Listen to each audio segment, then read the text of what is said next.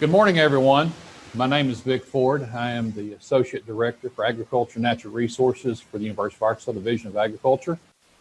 And everyone here is expected to hear a very good program on the legalities of hemp. Harrison Pittman, who's the Director of the Agriculture Law Center and a friend and colleague, and he has a wonderful program and wonderful information on legalities of hemp. So today, you can see the basic areas that we'll cover. The first part of it, very briefly, I'll spend just a couple minutes or so describing to you the National Agricultural Law Center. I like to tell people about it, that it's a resource that's available, but also I think it will help in terms of our presentation today to have that background. Following that, we'll jump into more of a discussion on industrial hemp, some background terminology, and how that plays into the legality of hemp. And then we'll kind of look at a brief legal history and where we are currently, and then where we're headed in the weeks and months ahead, really the next months and years ahead.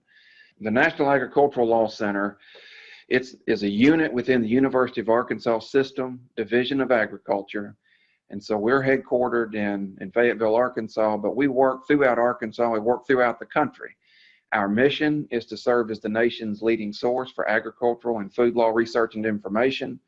We've been in place since 1987, and I'll skip over the history of that part of it, but suffice it to say that at that particular point in time, the agriculture industry found itself in the throes of the 1980s farm crisis, and the old proverbial situation where the music had stopped, and a lot of people began to dig into the unique areas of law that surround the agricultural sector and realized that there was a real need to have some type of entity that could help monitor and explain, educate various stakeholders regarding the laws that were at play.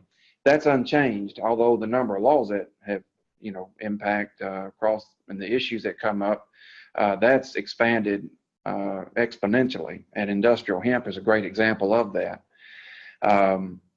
We serve as an objective and nonpartisan resource for the research and information that we produce. We work with stakeholders that are attorneys, non-attorneys. We work a lot with state farm bureaus and commodity trade groups at the federal and state levels, policymakers, elected officials at the federal and state levels, in both the legislative branch and the executive branch, colleagues throughout the country in the land grant system, all kinds of producers and agribusinesses. So this is just something that we do on a daily basis. In terms of our research and outreach activities, I would encourage you to visit our website. You see the web address there, and you can see a number of items there, but we have a strong online presence, a clearinghouse, including resources specific to industrial hemp that I'll show a link to you in another slide or two. But we also do an incredible number of webinars and presentations, both to small groups, large groups, and would be more than happy if you have a need to have additional outreach. We're more than happy to help fulfill that. So feel free to contact us in that regard as well. In terms of contacting the center, you can see the phone number there. That's our general line. Feel free to call that anytime. The nataglaw@uark.edu. That will go straight to it'll go to everybody on staff, so we get to it as quickly as possible. And we do have a number of resources. We have what we call a reading room, which is a subject-based component of our website that covers a specific area of agricultural law. And one of those, we have 50 or more of them, one of those is industrial hemp. So if you're looking for some background information, particularly from a legal and policy standpoint, it's a terrific place to include in your list of resources. One of the items you'll find there is a compilation of states' hemp laws. We're now, at least 42 states now have enacted some type of law allowing or promoting the production of industrial hemp. Arkansas, of course, is one of those. All right, so industrial hemp in Arkansas. We'll go through some specifics over the next half hour or so, but as we go through it, I thought it would be helpful to present to you kind of three really basic things to keep in mind. And I do describe them as basic, but I also would point out that I and my colleagues at the center, we commonly interact with individuals in Arkansas and in other places who are confused about some of these very basic items. So I don't think it hurts to lay down these from a foundational standpoint to our discussion today. The first is that industrial hemp is legal, and I place that in quotation marks, and I probably will every time I use that description. But it comes to a lot of federal and state Arkansas and other states legal strings attached. So it's legal, but it's not legal like going out and planting a tomato patch in your backyard. There is a lot that comes with it. So an individual wanting to engage in this, everything from the plot that's going to be used is going to be regulated. The method, the timing of planting, reporting requirements that come with planting and harvesting, testing. There are hoops to jump through to get the seeds to plant, and those hoops differ if it's coming from within Arkansas versus another state versus another country. And if you want to transport it after harvest, there are hoops that must be complied with and jump through in that regard as well. And as this takeaway point highlights, if you're transporting to another state, if that product is going to, say, Mississippi or Kentucky or Missouri, whatever the case may be, you may have to comply with that state law as well. And so, again, it comes with a lot of federal and state legal strings attached, but it is legal, and we'll describe what exactly that means as we go through the presentation. The second point is that industrial hemp is illegal to produce or process in Arkansas unless you have a license to do so from the Arkansas State Plant Board. I do encounter individuals who, and not just because of the 2018 Farm Bill language, the recent broadening of the legal requirements with hemp, but under the 2014 language, there was a belief that you could, that no longer was there a permit required, no licenses, that this was wide open spaces and a person wanting to engage in this area could just simply do so. That's not true. You have to have that license from the Arkansas State Plant Board, and once you obtain that, it's not set in stone forever. There's an annual renewal component with that, and again, that's just one of those things that a person has to be aware of. The third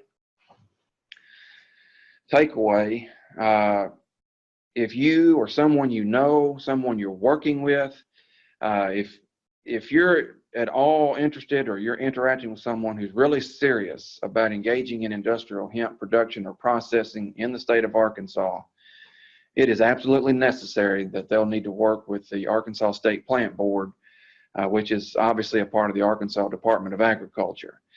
The good news about that is they do have an excellent website or component of their website devoted to industrial hemp. I have the domain address there. You could also find it through a basic Google search or going to their main page and clicking from that.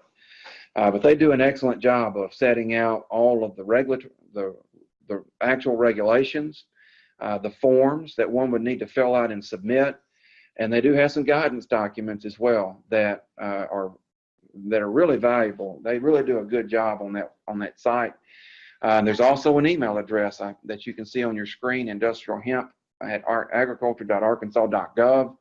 That if you have a hemp question, you can submit that and interact with them through email as well. Those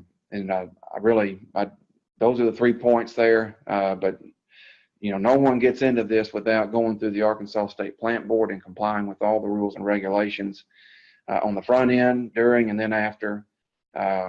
So if you don't remember anything else, those 3 items I think will be particularly helpful. Okay, so now let's turn gears here a little bit.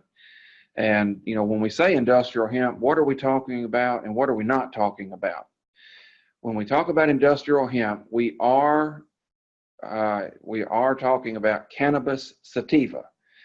Industrial hemp is a variety of cannabis sativa. The important part of that is that marijuana is also a variety of cannabis sativa. But the two species, the two varieties are very different, and that makes all the difference when we're dealing with how you navigate the regulations and the rules around it, both federal and state. And so they're not the same thing, and the primary distinction between them is the THC, tetrahydrocannabinol. THC is the psychoactive element within marijuana. That is what someone would ingest in order to have the sensation of being high, or the recreational use of marijuana. THC is present in industrial hemp, but it's present at a level that's meets a legal definition, and below that, which could cause any type of psychoactive reaction to ingesting it. From here on out, when I say that, I'm going to use THC, and just for my protection and yours, and me trying to pronounce that over and over.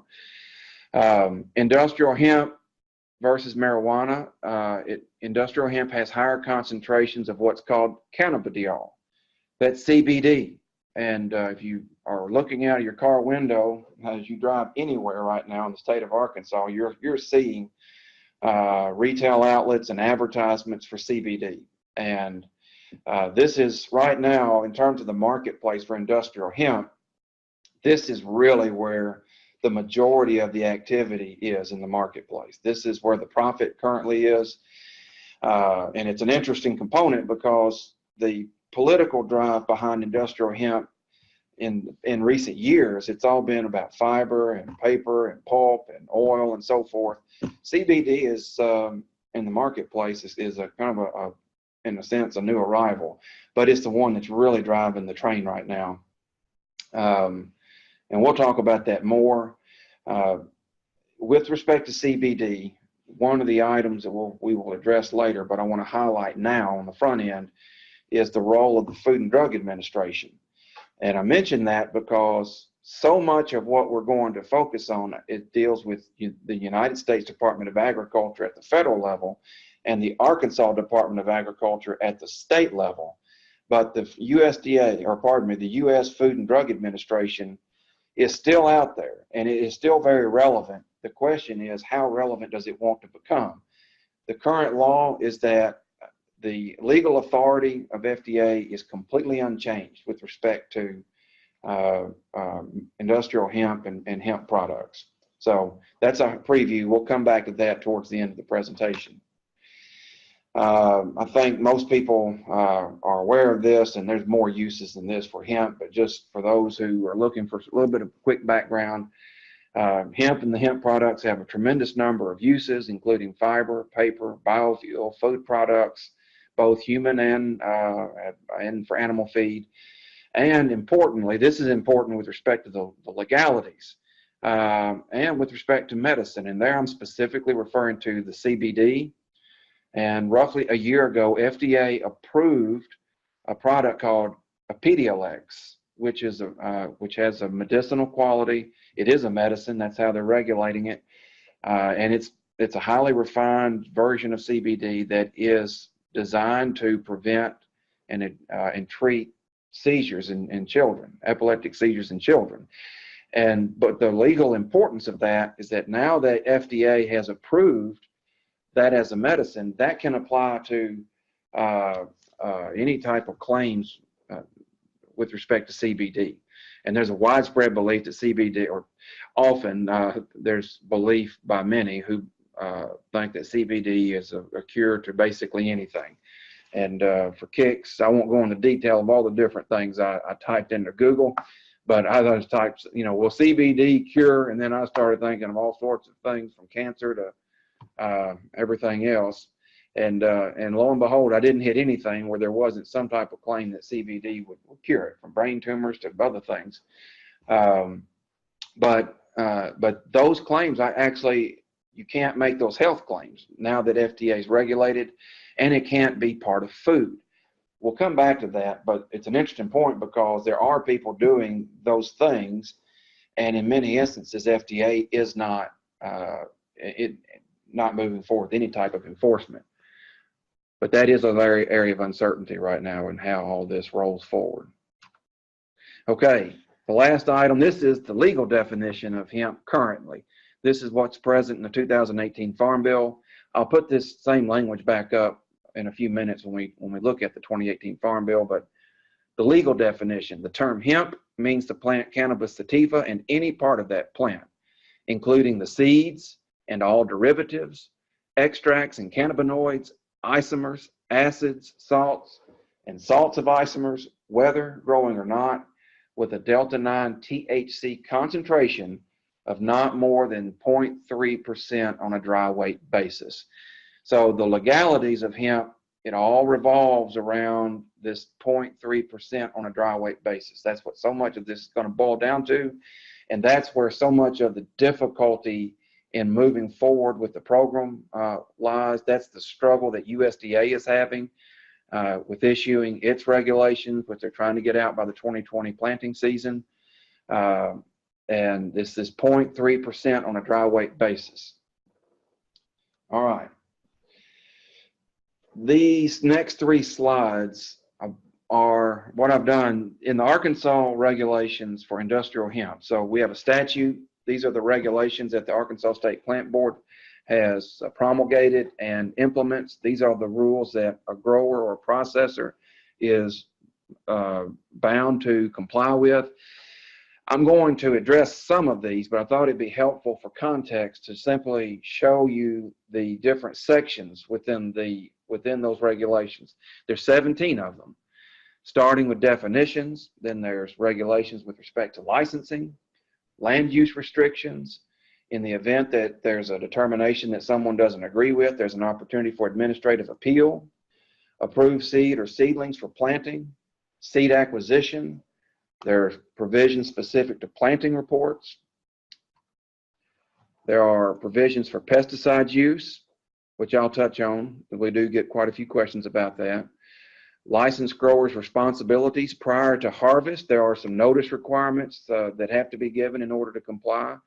There are provisions for sampling and analyzing industrial hemp. There are provisions specific to restrictions on the sale or transfer of industrial hemp or hemp products. Within any one of those that I just mentioned, many of them you'll have reporting requirements, but then there's a separate component just for reporting. And then finally, fees and services, which will become a bigger deal over the next crop year.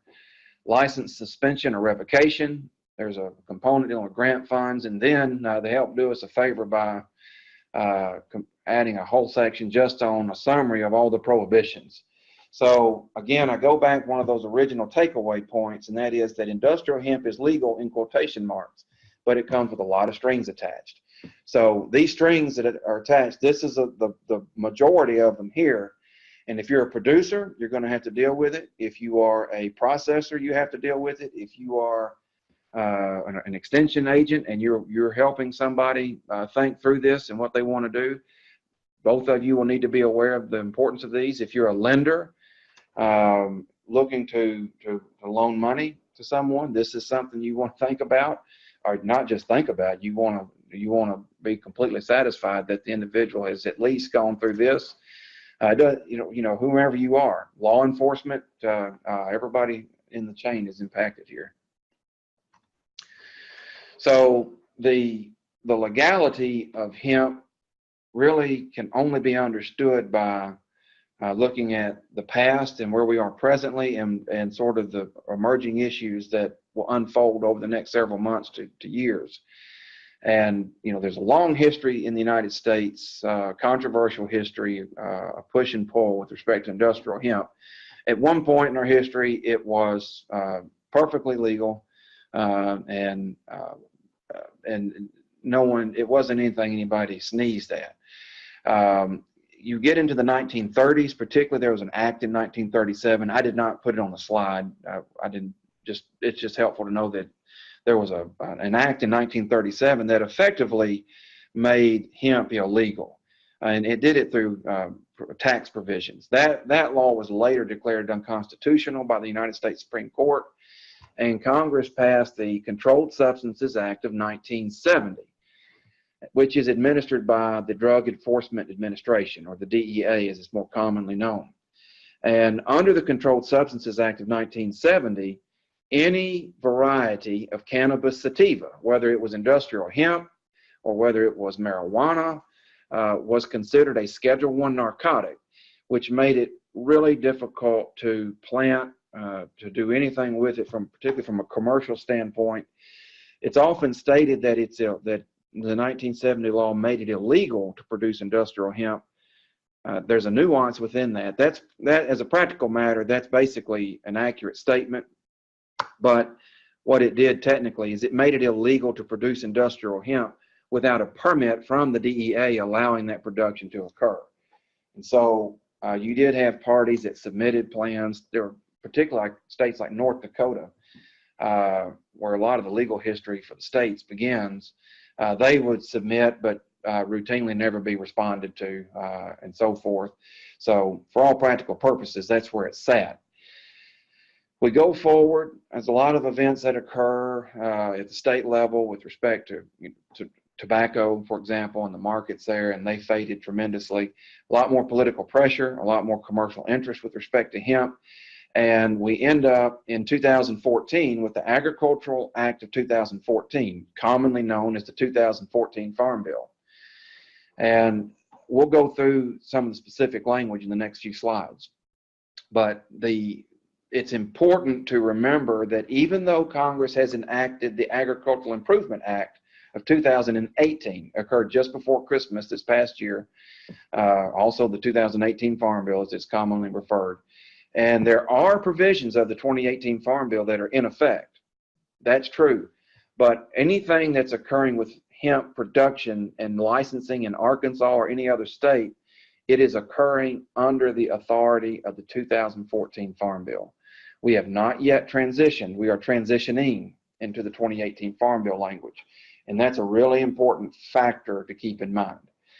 And so let's take a look here in our next few slides at some of the 14 language, the key language that everybody's operating under. This is a picture I just wanted to show. I mentioned that 1937 Act. Well, during the World War II, it's an interesting history that basically relates to during the war, the Japanese had invaded and conquered areas that the United States was importing hemp from. And so there was a deficiency in the marketplace for us during the war. And the government actually, through USDA, promoted it. And there was you had to get I'll call it a license. You had to get a formal approval from USDA to produce. But it was part of the war effort. And of course, once the war was over, we fade back from it and we go forward into the 1970 CSA that I described a few moments ago. So in the 2014 Farm Bill, the title is titled Legitimacy of Industrial Hemp Research. So everything around it is dealing with research or pilot programs. I want to highlight that because we're obviously, even though this is in the research context, the pilot program context, obviously state by state, there's been a transition more and more into the commercial space with it that doesn't strictly adhere to the language of the statute, but nevertheless, this is the way it's been implemented, it's being implemented, and it's, candidly, it's just the direction we're going, is to move farther and farther away from the research concept and more of a commercial concept. But the provisions are still applicable and governing. So, in the general language, notwithstanding the Controlled Substances Act or any other federal law, an institution of higher education, for example, the University of Arkansas System Division of Agriculture, or a state Department of Agriculture, obviously the Arkansas Department of Agriculture would be the applicable entity here, may grow or cultivate industrial hemp if the hemp is grown or cultivated for purposes of research conducted under an agricultural pilot program or other agricultural or academic research, and if the growing or cultivating of the hemp is allowed under the laws of the state in which such institution of higher education or state Department of Agriculture is located and such research occurs. You know, I mentioned earlier, we now at least 42 states have passed a law that would allow it. So you have at least 8 states that don't. Mississippi's one of them, and that doesn't have a law. But think again about this language. I'm going back to this first slide I showed you. An institution of higher education or a state department of ag may grow or cultivate hemp.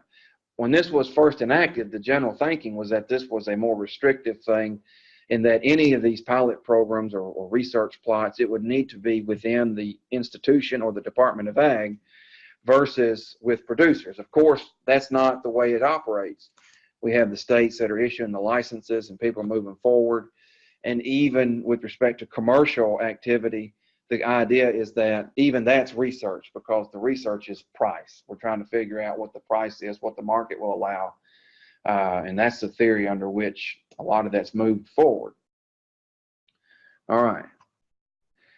Definitions here. Agricultural pilot program is a program to study the growth, cultivation, or marketing of hemp in states that permit the growth or cultivation of hemp under the laws of the state, and in a manner that ensures that only institutions of higher education and departments of ag are used to grow or cultivate, requires that sites used for growing or cultivating the hemp be certified and registered with the State Department of Ag, authorize the state departments of agriculture to issue regulations to carry out that pilot program. And then in the 2014, this is the hemp definition: the plant cannabis sativa and any part of such plant, whether growing or not, with a delta-9 THC concentration of not more than 0.3% on a dry weight basis. Of course, that language is going to be expanded on in the 2018 Farm Bill, and the definition for hemp under the 2018 Farm Bill is already in effect. But there's still confusion with that, particularly with the prohibitions or lack thereof on interstate commerce. I'll talk about that in a moment. So turning to the 2018 Farm Bill, there's a lot within it. These are the main highlights. The 2018 Farm Bill removed industrial hemp from the definition under the Controlled Substances Act.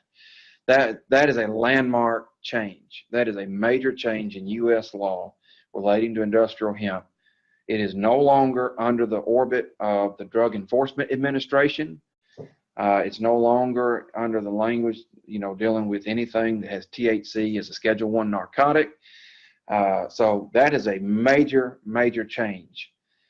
Another major feature is that the 2018 Farm Bill has language that either clarifies or strengthens the ability to move hemp and hemp products in interstate commerce. And interstate commerce, in case you're not accustomed to that terminology, that just means movement between states.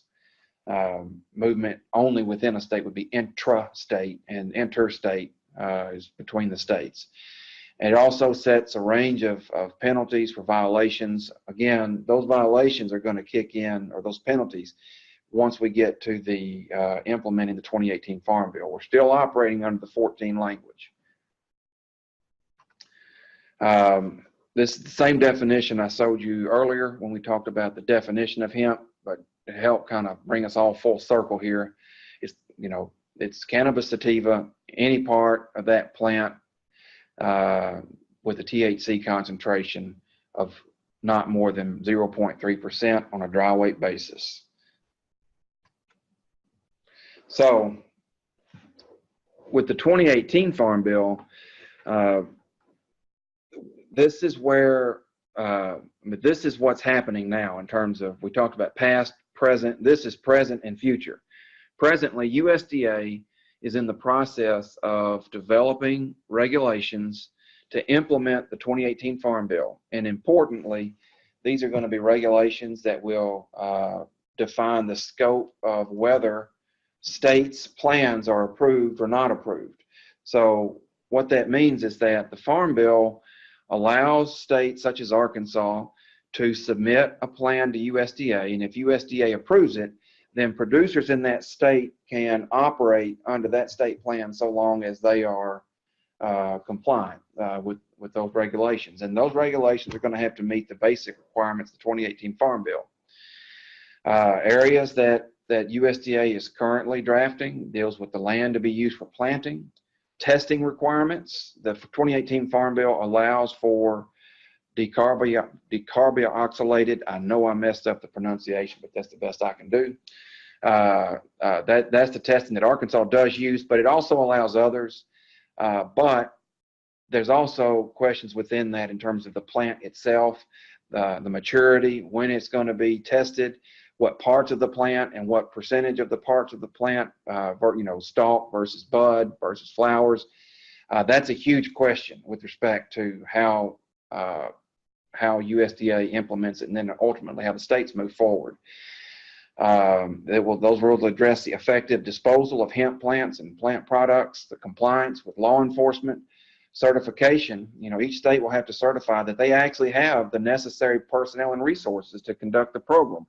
And that is one of the primary reasons that the fees and assessments will be such a big deal, because USDA doesn't, as it stands now, they don't have the funds, they don't have the resources to do the testing and the enforcement.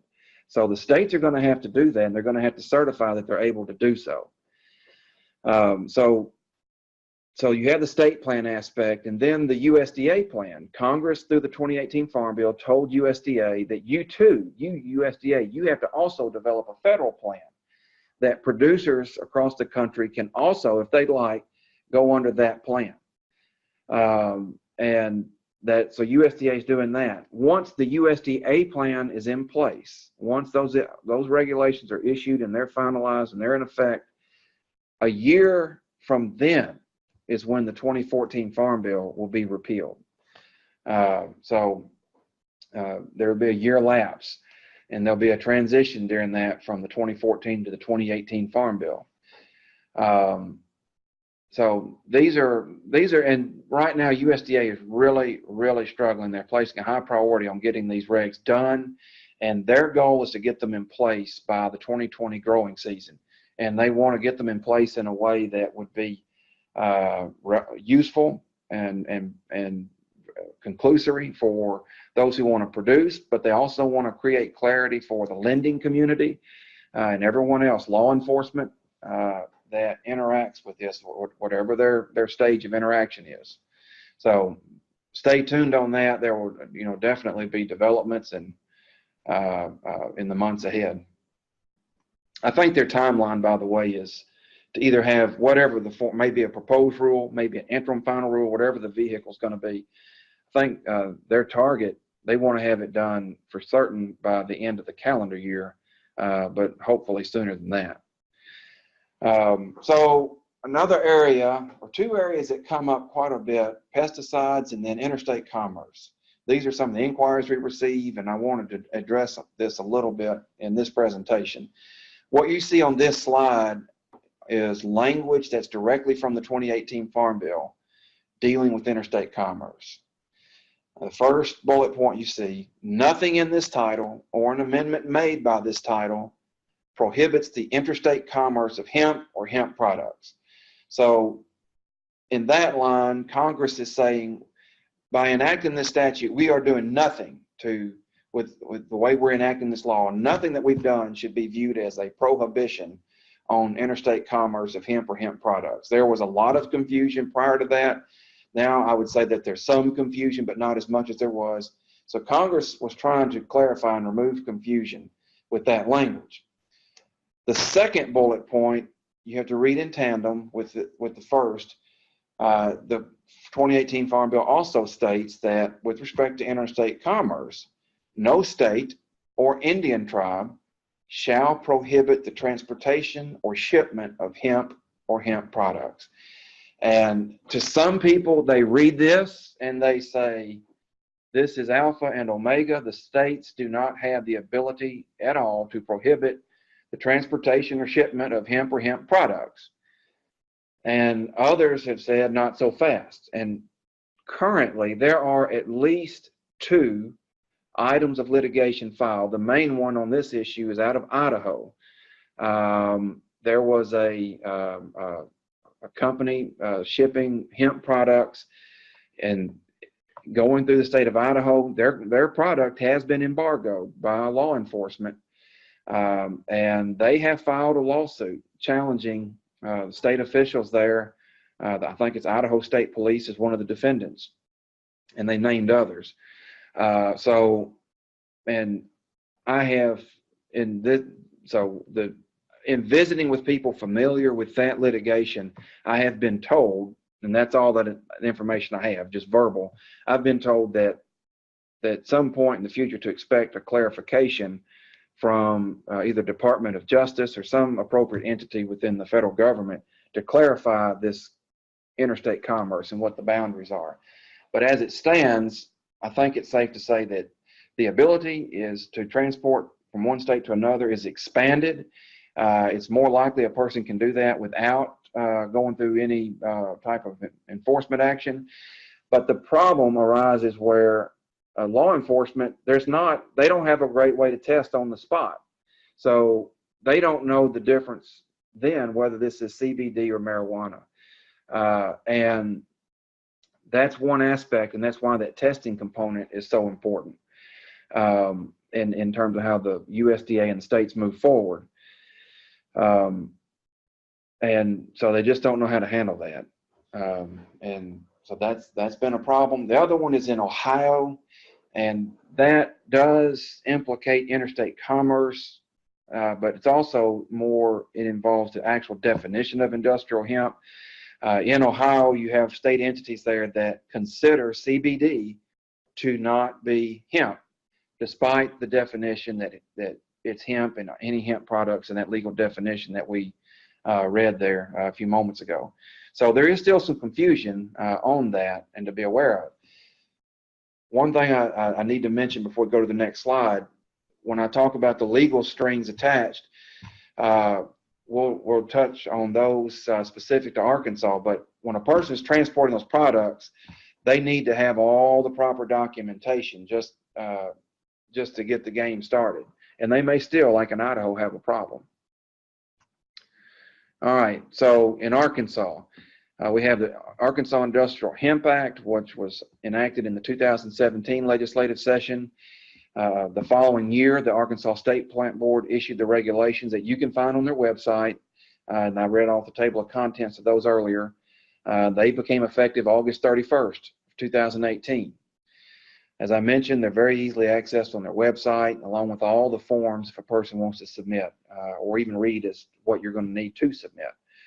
And as I've mentioned, that last bullet point is just a reminder that any license issued under these regulations is occurring currently under the authority of the 2014 Farm Bill, not the 2018 Farm Bill. But we will have a transition in the months and years ahead. So the general rule on transportation of hemp in Arkansas, this is straight from the state code. Only an industrial hemp grower licensee or his or her designees or agents may transport hemp off the premises of the licensee. And in so doing, they must carry the licensing documents from the plant board, which evidence that the hemp was grown by a licensee and produced from certified seed. Again, when you think of all these legal strings attached, and they overlap and they accumulate. So even to the point where a person's going to haul, they're going to drive the product from point A to point B, and point B might be another state, might be another part of Arkansas. They're going to have to incorporate these strings and have that with them as they transport.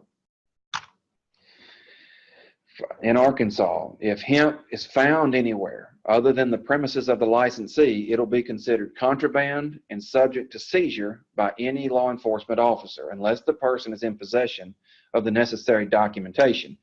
I want to mention again the litigation in Idaho. Interestingly, I only have the complaint, which is the initial lawsuit. There's not been any other documents filed at this stage that are publicly available anyway. In that complaint, the plaintiff is arguing that they did in fact have all the paperwork, but nevertheless their product was seized. But the language in Arkansas, it'll be considered contraband and subject to seizure by any law enforcement officer.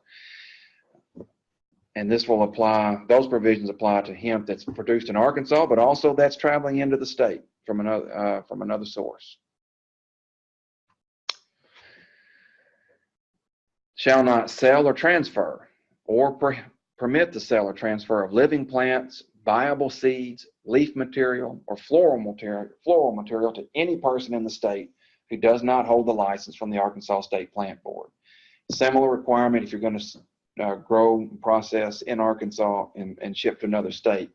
There's going to be restrictions with respect to the sale or transfer, or even allowing the sale or transfer of those listed products there.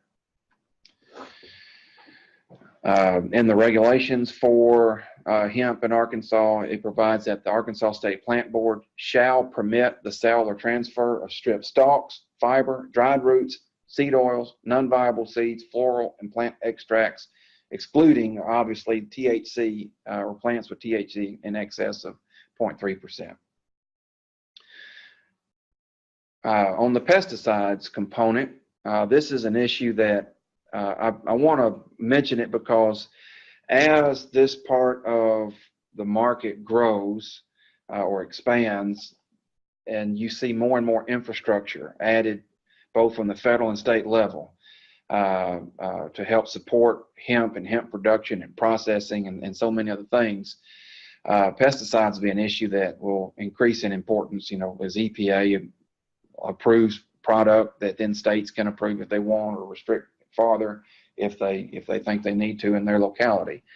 But here's the basic rules as you move into that scene in the time ahead.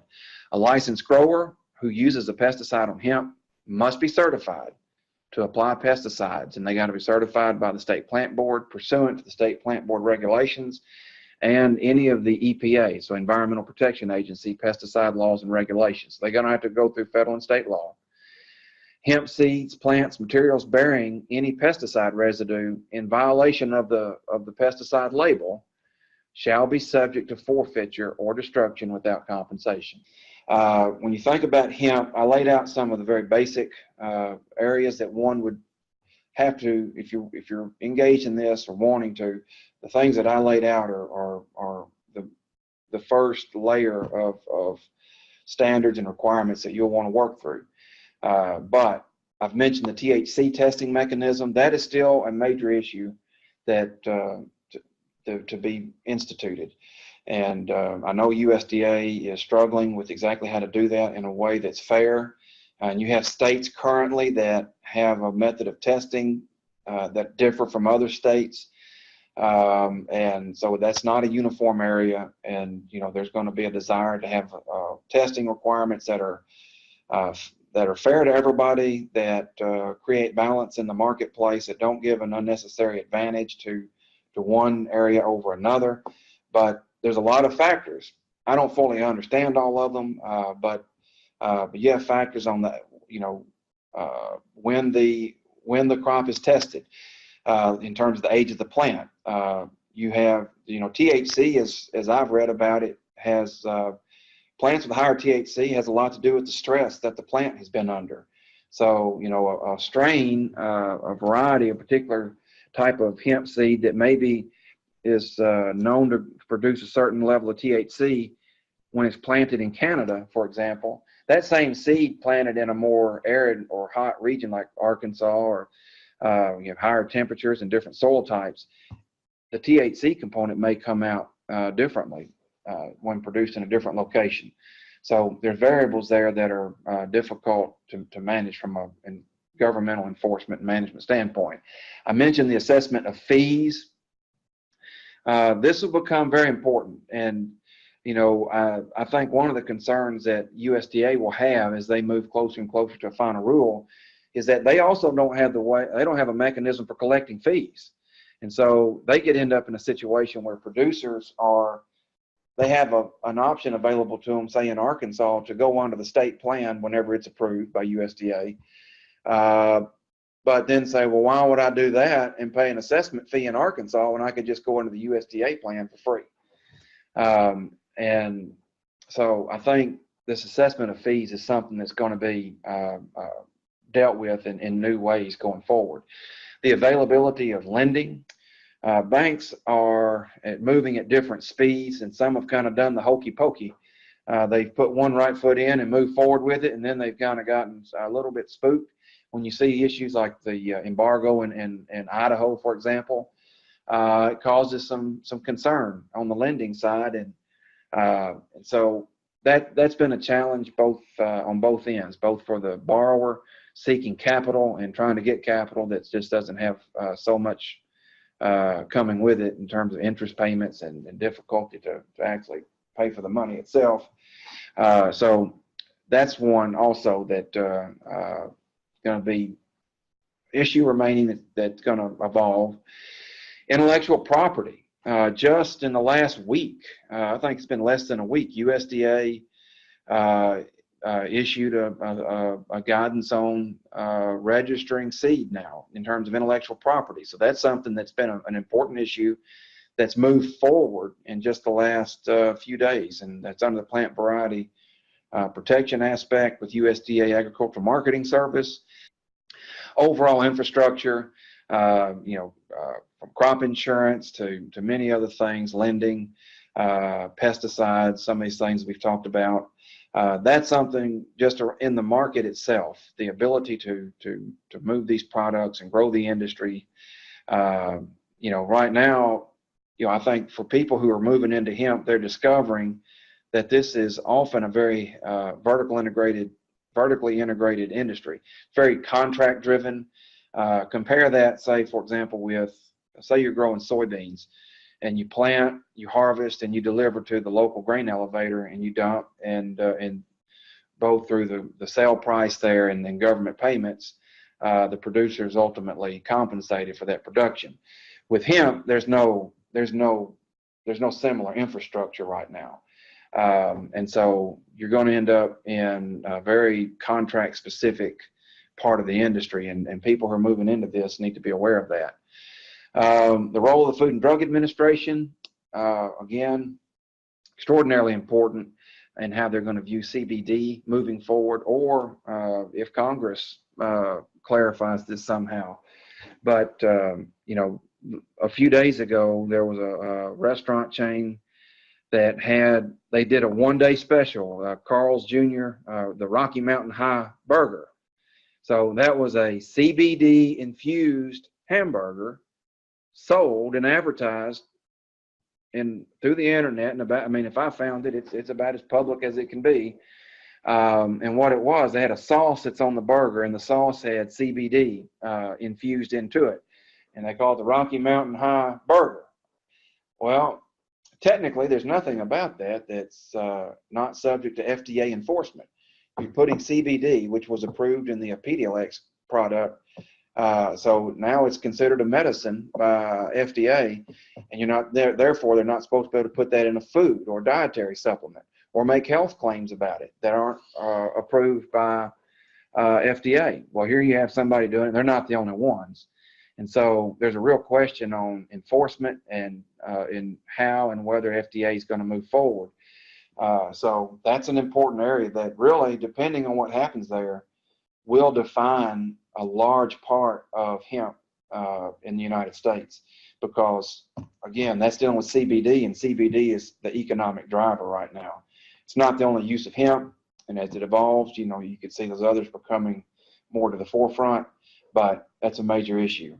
Crop insurance, the Farm Bill, 2018 Farm Bill had provisions directing USDA Risk Management Agency to start moving forward on crop insurance products and going through that process. That will take a long time, but expect that in the future.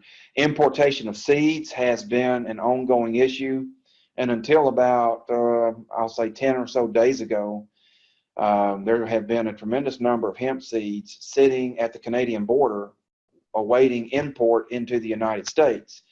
And just in the last few days, USDA issued a guidance on what it takes to import seeds from another country, Canada and other countries. But in the past, Canada had to work with the Drug Enforcement Administration, and they were uncomfortable crossing the border with those without approval from DEA. Well, DEA responded, we're not part of the ball game anymore. Industrial hemp is removed from the Controlled Substances Act, which that's our ball game. That's what we were over. That's what we governed through. it's been removed from us, so we have nothing to do with it. We're washing our hands of this matter, and you need to deal with USDA. And there really wasn't a process yet within USDA to help, specific to hemp anyway, to facilitate this process. That's now, that guidance has been issued by USDA, and so that part has more clarification. But remember, for anyone that's importing seeds, you're dealing with seeds in Arkansas, you have to get pre-approval from the Arkansas State Plant Board. There are time requirements, for example. I think one of the requirements is you have to get approval at least 3 weeks in advance of obtaining the seed. And there are requirements that are specific to importation from another country. So you'd have to deal with the USDA and that guidance documents that I just mentioned, but also the state, if you're going to do that. There are rules in Arkansas specific to if you are obtaining hemp from another state, within the United States. And then finally, there's rules specific to obtaining seed from within Arkansas, from another grower. And that's the easiest and most efficient to comply with, potentially. And then there are rules for even wild seed. But all of that, every bit of that will have the fingerprint of the Arkansas State Plant Board. So again, I return to that concept of put the word legal in quotation marks. It's legal, but it comes with a lot of strings attached.